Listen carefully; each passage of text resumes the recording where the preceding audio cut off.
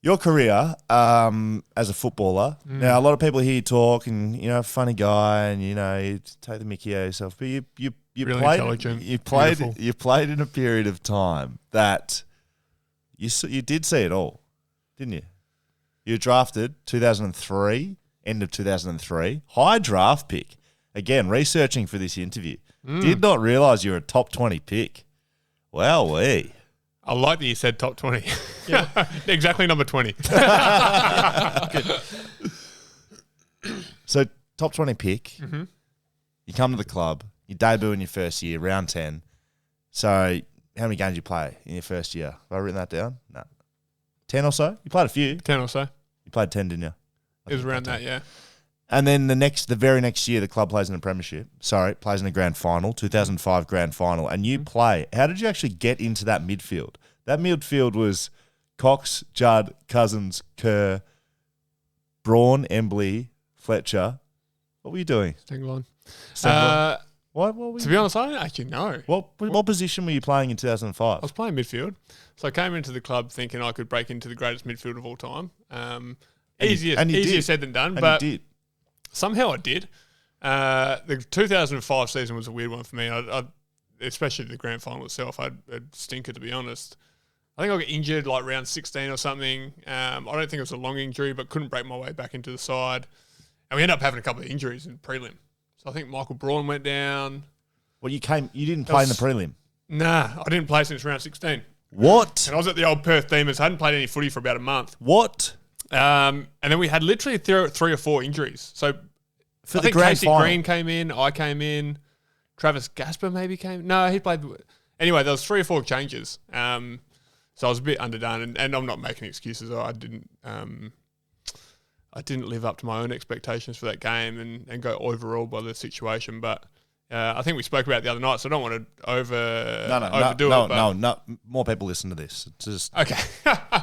Well, that kind of changed my trajectory of my career a little bit because, it was a bad feeling after a game where you lose by a point or 4 points, whichever one it was, and you have a stinker and you've got 3 touches or whatever it was. You if you play your role, if you play a good game, do you win by a point? Is that how much a person is adds to the team in that kind of game? So I took it on my own shoulders and still probably think rightly so.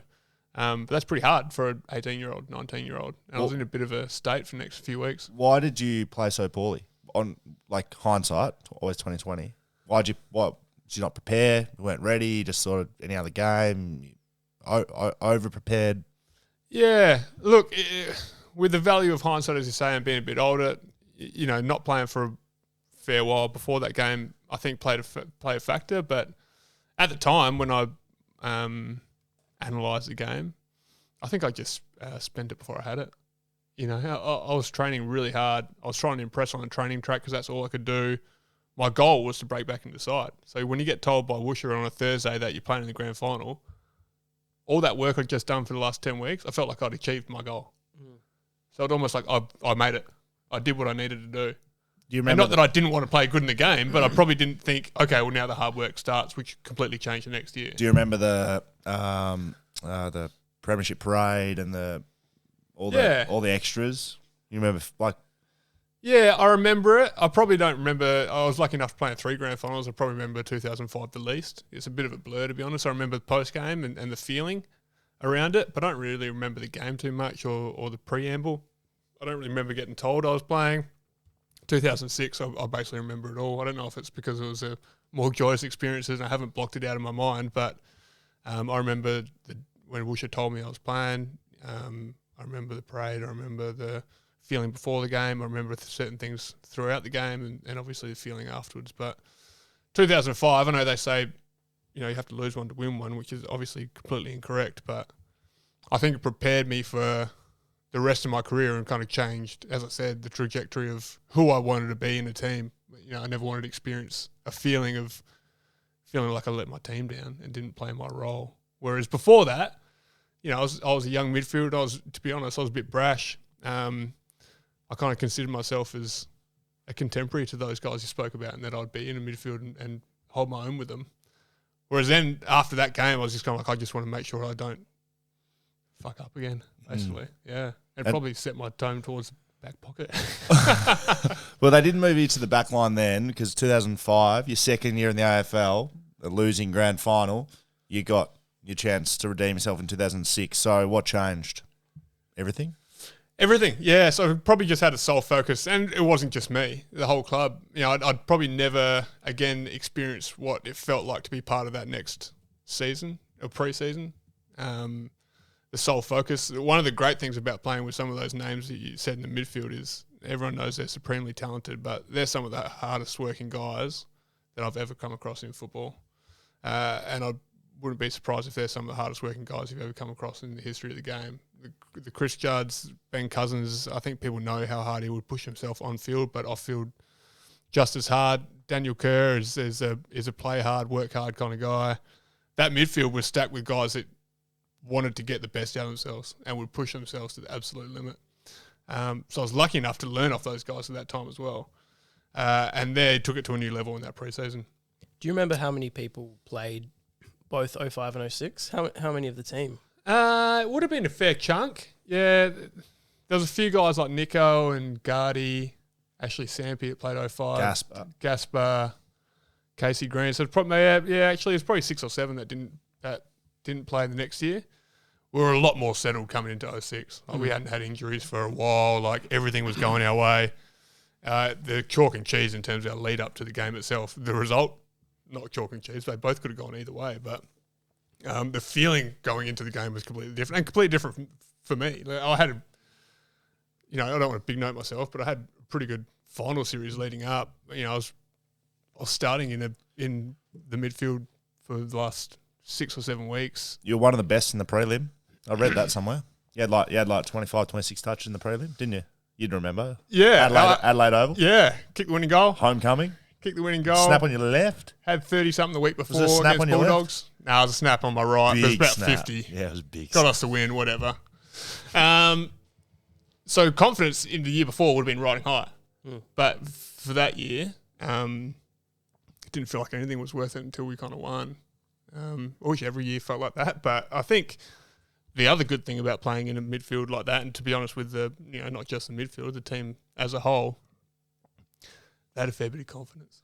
I think they had a lot of confidence. They knew they could win from anywhere. I think I remember reading a stat, something like between 05 and 06, between Sydney and West Coast, if you added up all of the games, there was a point differential between, like, every game. Maybe there may have been 2, like, where you won by 2 goals, they won by 2 goals, but every game for those 2 years it was within. They were all like under a goal there for a while. Yeah. Like the total differential was 1 point. So it was a wild sort of thing. So when you have 16, 17 guys that have played last year, is there some conversations you're having between those people that are like, bonding over the fact that you lost last year, this year's going to be different sort of thing? Yeah. Not explicitly. But I think it was a collective feeling behind it. Obviously, the year before was spoken about a bit, and the rivalry with Sydney and whatnot. But I remember having discussions in that final series saying that that we're ready, kind of thing. Like this has to be our time, because not only were we just supremely confident, like I just mentioned, but as I said, the injury side of it, like everything was going our way. If we didn't win it that year, then we couldn't have asked for a better run, to be honest. And then Sydney, to their credit, they're playing against a team that were way more talented than them. Like, I don't know if I'm being controversial here, but they're playing against a team that were way more talented than them. They held it with us, and we split it 1-1, and they end up keep going and won a couple more premierships in the next 6 or 7 years. But you got to credit them for their ferocity. We wanted to play that way. Woosha, for all his detractors towards the end of his tenure at West Coast about not having a plan B, I believe he knew he had the most talented team out there and was happy to test that talent against other teams. He was happy to play one-on-one. You, Sam Butler, you play against whoever, Ryan O'Keefe, and you beat him. Or that was our game plan, because he believed that we'd win in that game plan. But Sydney, competitive beast, they thought they could match it in that kind of style. So you've gone 3 years in the AFL. You played in 2 grand finals, won one, lost one, disappointing one, great the other. Premiership, I don't know if we've ever told this story on the podcast, but I was thinking when I was going to interview about stories from my very early days, one that popped up in my mind was, I don't know if you remember this. It happened to you, so you probably should. Sam Butler was living with you at the time you won the 2006 flag. Sam Butler was living with me. So Matt Spanger was living you at the time you won the 2006 flag. And it was some point in time after winning that flag in that week, Monday, Tuesday, Wednesday, somewhere there. Been a bit of a big week. Right. I don't know where this story's going. I don't know if I want to. So you're in the shower and Spang's in the living room and he just, like, he hears you go in the shower and then just hears you, after about a minute or so, start yelling and like almost wailing, like crying out, help, help, help. So Spang goes running in there and you're like, man, I can't see. What did I do last night? What did I do? I can't see anything. I can't see my face. Something wrong with my eyes. Something's going on. And Spang is just like, holy shit, man. Like, opened up the shower door, like, let me check him out. Opens the shower door. You've had a shower with your sunglasses on still. They're fogged up and you think you're blind. You legit think you're blind. That's a legitimate story. Unfortunately, I don't remember screaming like a little girl, but it probably happened that way. No, it definitely happened that way. Remember back in the days, you have to have those cool, like, wraparound sunnies. Big. Yeah. Obviously slept in them. Obviously wore them out like I was cool the night before, slept in them, woke up, got in the shower, legitimately thought I'd pushed it too far and I'd somehow alcohol had turned me blind because they fogged up. They fogged up in the shower. I obviously could see my way in there, then they fogged up in the shower. I've pushed it too hard. That's pretty bad, yeah. Awesome that you brought up that story, though. Yeah, very good. Well, you know what? Bad luck. That's how it goes. Thought we were talking about the career, but we are. At what stage? At what stage did you realise you were a backman and not midfielder? Let's get to the serious question. Well, it wasn't me. It was the coaches. Unfortunately, after 2006, I didn't play for the next 2 years. I had groin injuries due to sight. Yeah, I lost my sight and I was slowly regaining it over the next 2 years. So didn't play the next 2 years. Came back in 2009 and did bugger all of that preseason. Came back into the team as a midfielder, obviously, and just was way off it. Just 2 years without footy, and I played 4 or 5 weeks and just couldn't get going. Basically, they just said, look, mate, we'll play down back, get your legs under you, start feeling good, get some game sense back in you. We'll get you back into the midfield. And you'll be straight back in the midfield. Worst thing I ever did is start play a couple of good games in the back line and then... best thing. Or best thing. Best thing I ever did. In your heart, you knew you were a backman just playing in the midfield for a little period of time. I think in the coach's heart, they really knew this guy sucks. He's back pocket at best. So never got a sniff in the midfield again, to be honest. Which led to, now it's a fair fast forward, but I mean, not really much happened in between 2006 and 2015, let's be honest. Wooden spoon, prelim, a few other things, a few injuries. Insignificant. So you go from 2 grand finals in your first 3 years to a big gap. So 2006 to 2015, with no more shots at the big dance again. We had the prelim final against Geelong. Playing 2011. Playing that? Yep. We were never a chance of winning that game. As in, once we got into it, Geelong just jumped us. Oh, that was one of the worst things I've been involved in sport. Yeah. Or like we'll just out-muscled, out-gamed from the first minute of the game. They were just better. Man. They were just better than us. And we were broken. You remember, we had 2 or 3 important players that were limping through that game. Yeah. Anyway. Yeah, so we got to 2015. That was a good year to be a part of. Yeah, it was. Redemption. So, I don't know Redemption always is. Yeah. And just being part, like, doesn't always have to, if you only judge yourself on premierships, some people would be pretty pissed off with their careers, right? You said this on 6PR. You said you can't always play footy to win premierships. Why? I agree with you. I'm just asking. Well, our chairman, in his infinite wisdom, Russell Gibbs, makes a good analogy, is that he's a businessman. So in business, you want to make a profit. And if he was in business and he only made a profit once every 20 years or 16 years or 18 years or whatever the average is in things, he'd be in a pretty bad state. Yes. It can't just be about that, right, in footy. Yeah. It has to be about more than that. So you can find value in lots of other things, in your activity in the community, in your teammates, and you just strive to be better. For me, all those things are true. One of the greatest joys in football is just being part of a team that's clicking, for a better word, to be part of some kind of, not to be too rah-rah, but like some kind of group think or group flow situation where you feel like you're on top of your game and you know you can trust the person next to you. And I feel like we had that in 2011. We're playing a brand of footy that was built on just relentless pressure and attack, and we had something to prove, and that ended up getting the best of us, and we ended up fizzling out. And as I said, there was a few boys towards the end that were just kind of limping through, and Geelong ended up making us pay. But 2011, I still look back on that year as one of the best in my career. 2015's that for me, so exactly those reasons. So I don't know if you remember 2015, round 2, I'm fairly sure. Charlie might remember. Freo kicked 10 goals in the first quarter in the derby against us. Yeah. And they, embarrassed us in a derby. Yeah, so I tell this story a lot. Can I pick it up from here? Oh, great. I didn't even know you knew it, so that's good. I tell this story a lot to people and I say, you know, because there was a lot of wank about the Weagles web or whatever they're calling it, and there was some truth to it because the way we were defending was probably what we were ahead of the game with at that time. It's not just the defenders, even though me and Scully will claim it. It was a whole team ethos around defence that we were playing that year. I tell people it's because of Scully.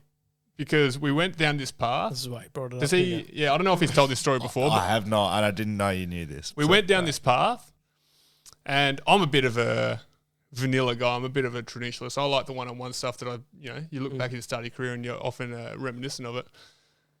We got spanked against Freo, playing this style. They were kicking goals and it was fun. And we were trying to play this group defence, not just one-on-one stuff. And our backline coach, was Brady or Hick at that stage? Hick. Said, guys, what do we think? Like, do we need to just go back to just locking on back shoulder and just beating your man? And I was pro. I was like, yeah, we need to go. Like, I'm not letting the guy just kick goals out the back of me again like that. I'll if he beats me 1-on-1, I'll cop it. This guy said, fuck this. We're not putting all this time in just to concede at the first hurdle. I say we go even harder. Maybe we're not doing it enough. Maybe we just go way over the top and just see if it works for a month. And so we went like too far the other way. Oh, yeah.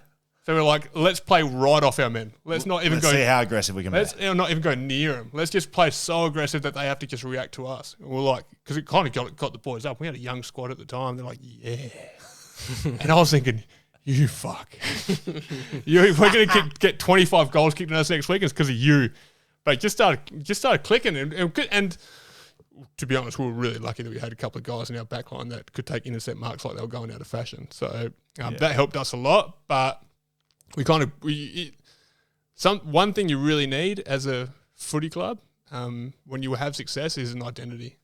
We had that in 2006. We believed that we were the hardest working team in the comp. We just believed that we trained harder than anyone else. When times got tough, you're down at half time, we'd say, boys, we'll outrun them.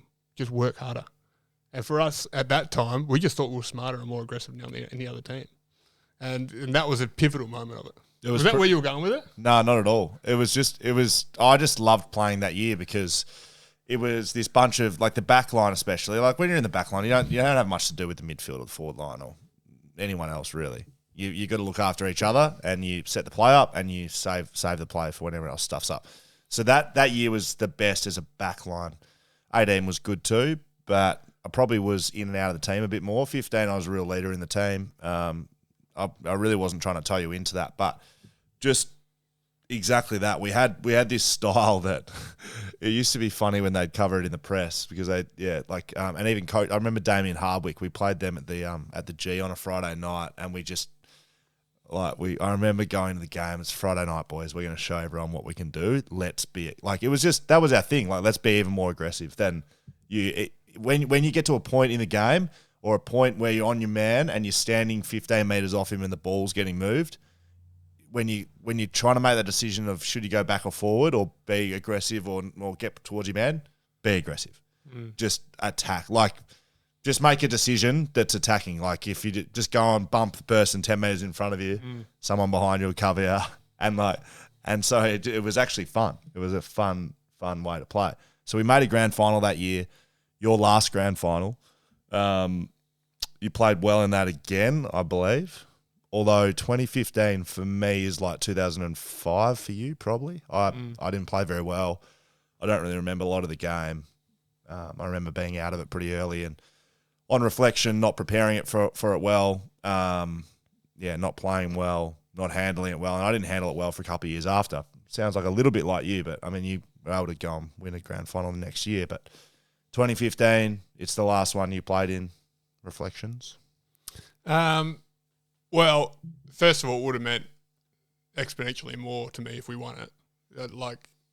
You're very gracious in saying that I had contributed in 2006. I still rode on the coattails of some of those greats that we spoke about before. Like I just got drafted to the right team at the right time. They were on the edge of greatness. So 2015, I could have taken a bit more. What's the word? A bit more pride, a bit more. You're in the driving seat rather than the back. That, you weren't in the back seat reading the mailways. Yeah, a bit more anyway. I'm not saying that I changed anything. No, you're a leader in the back line. Went through a tough time after 2006, which has been much publicised, culminated in the wooden spoon in 2010, and a complete club cultural rebuild after that. That was part of it, to be honest. Which I felt like I was part of. Yeah, I was kind of a senior player for a lot of that and had a certain amount of influence at the club. So to come out in 2015, the only kind of remaining player of that bygone era would have felt great. It would have felt great to feel like that I was a custodian of the club and brought them into a new era of success. We didn't get it. And probably, I don't know how you feel about it. By your last comments, you probably don't feel the same way about me, but probably the only game I've ever really wanted to watch back and analyse how they did that to us. 2015? Yeah. Oh, yeah. I wasn't able to do it within, I reckon it was a good 6-12 months before I was able to do it properly. But once I did, I felt better about it.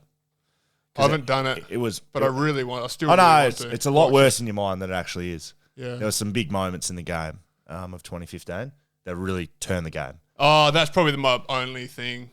Yeah. That I'll take. I missed a goal. Oh, did you? Yeah, I missed a goal in a period I where we remember were that. coming.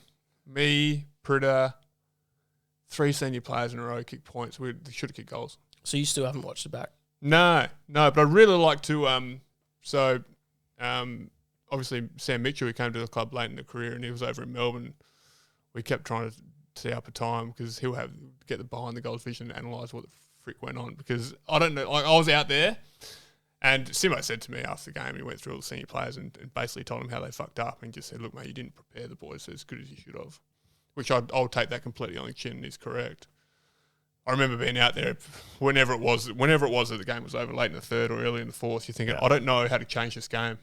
Like normally, and I don't know if Scully will test this or not, but normally I'll try to think through the game when I'm out there and try to deliver messages to the boys around me and try and analyse how we can start changing things and wrestling it back our way. I remember sitting there going, I don't know how to stop this, hey? I don't know what they're like. I can't influence this game right now. And I remember feeling so lonely in the middle of MCG, just going, I'm actually on a bit of a loss, and it's kind of a hit to the ego in those kind of situations. So 2015, disappointing end to the year. Couple of years go by. You finish up at the end of 2017. Injury, old, whatever. Exactly the same as Scully, pretty much. Yep. Happens to the best of us. The whatevers. 2018, the club goes and wins a grand final. Wins the Premiership that we were chasing in 15. You're chasing your whole rest of your career. How was that watching that? Did you feel that you played a part in it? Did you feel jealousy, Shafted. pride? Yeah. What did you feel when you watched that win? I felt like a massive contributor because, the best thing I ever did for that club was retire. Just open the floodgates for success, didn't it? Just Buttsy out, Premiership's in. That's basically how it worked. Who else did that? Didn't Pritter do that 2017? Yeah, there's a few boys left. Because Mitch and Drewy, Hilly, yeah. Shara. There's like 6 or 7 guys that were over 30 that they cut the deadwood, basically. Did I feel like I contributed? Not really. Did I enjoy the game, I couldn't have been prouder. And because some of my best mates in the world just got a premiership, like, it was amazing. I think people have asked me this question, whether it was a melancholy feeling. It wasn't at all. And I think I was prepared for it to be during the game. But I couldn't have been more excited to watch it and see these guys win, and couldn't have been cheering for them harder. I think it might have been different if I thought I could have been playing in it. Like, in 2017, I was done. Like, my body was done. Probably mentally, I was done. Probably those last 2 or 3 years, I was kind of holding on, but kind of get through because we were having success. I knew it was over. It was over for me completely. If I didn't think that and I got shafted a bit more or whatever, and there might have been guys, and I just mentioned that thought that way, it might have been a different feeling, that I thought I could have been out there contributing. But I was very happy to be a supporter in that situation. It was so cool to be at. Your whole career, if you had to summarise it, look at your whole career, did you leave content, or did you feel like, I know you're going to say, you wish you played more games, but did you feel like you did enough? I don't know. What did you feel like your whole career when you look back on it? I feel super content that I tried my hardest throughout. Does that mean I got the best out of myself? Not necessarily. Like, if people say have no regrets, if I would have done things differently. There's times that if I had researched into my body or how injuries defined a certain part of my career, I wish I did things differently to try and appease that. So, do I feel like I could have done more in my career? Yeah, I could have. I think I could have played more games if I had my time again. Do I feel content? For sure. I don't think that was ever through a lack of trying or a lack of effort. I feel like I played the game in the right way. I feel like I did it for the right reasons. I don't think I was a selfish player. I think I did it for my teammates, and they were always my inspiration. I think I represented the club in the right way. So, all in all, I'm super proud of being able to play AFL football for 14 years, because it's a bloody tough industry. But that doesn't mean I don't think I wish that certain things went slightly different, and whether I could have been a different player in certain situations.